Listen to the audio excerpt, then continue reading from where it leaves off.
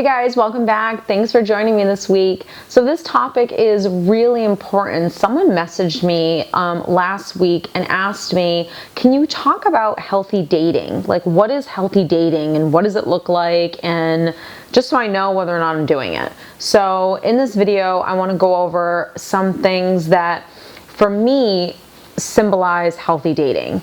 So this question came from someone on Facebook that messaged me and asked me to elaborate on healthy dating. And one of the things with healthy dating is we don't come from a lack place.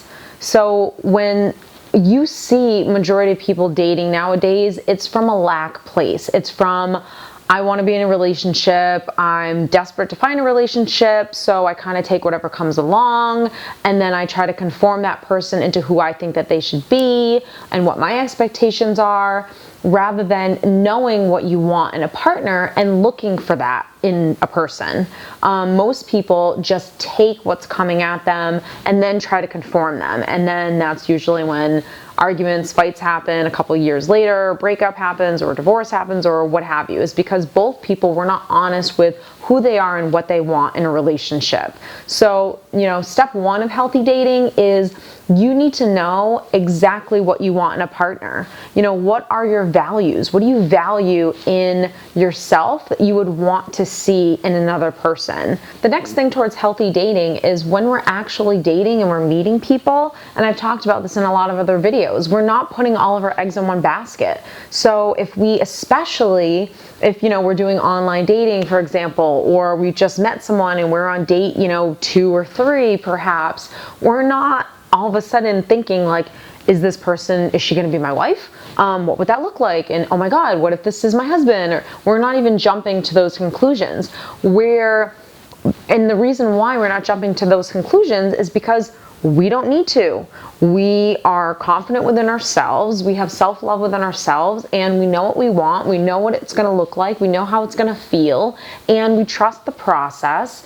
And we're not so eager and desperate to be in a relationship that we're thinking all of those thoughts, the reason is when we come from that lack place, and when I talked about this earlier, it's so important. It's so important because if you come from a lack place, number one, people can read it on you right away, because that means that you don't have the self-esteem or self-confidence to just be by yourself. People can smell desperation a mile away. And number two, when you're coming from that lack place, you are always going to attract a lack partner.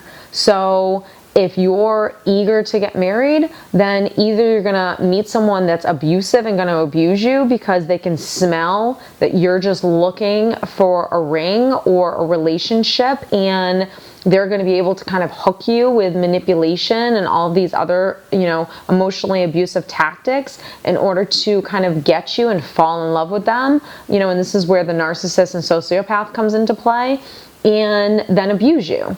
But when you come from a healthy, whole place, you spot abusive behavior a mile away and you don't tolerate it because you know what you want and you know what it's going to look like and feel like. And what you want is a healthy person, and you understand what a healthy person should look like and how it should feel to be in a relationship with a healthy person.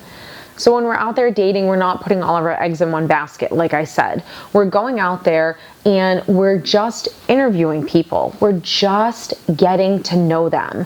So the hard part with dating and healthy dating is the balance between your heart and your head. So, I always say it's so important to pick your partner, from your head. What are you seeing from this person?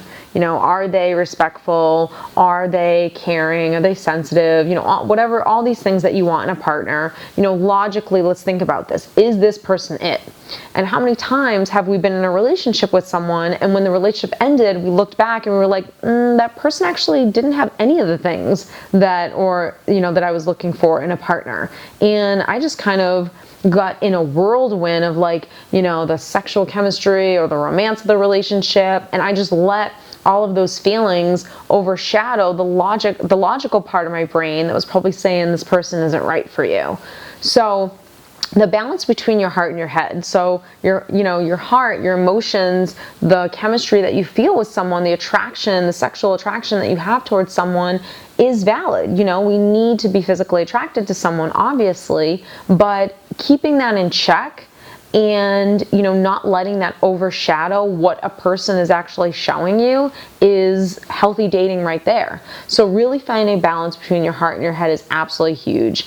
And the only way to do it is to be very conscious while you're dating. So when you feel yourself kind of going 10 steps ahead of the situation, you got to be able to reel yourself back. And that's where self-parenting comes into play. That's where the self-talk comes into play, and really loving yourself and saying, okay, I'm letting myself get overly excited here, and I can be excited to a certain extent, but I'm also not going to just give myself to a person when I'm just getting to know this person. So that's healthy dating and healthy self-love 101.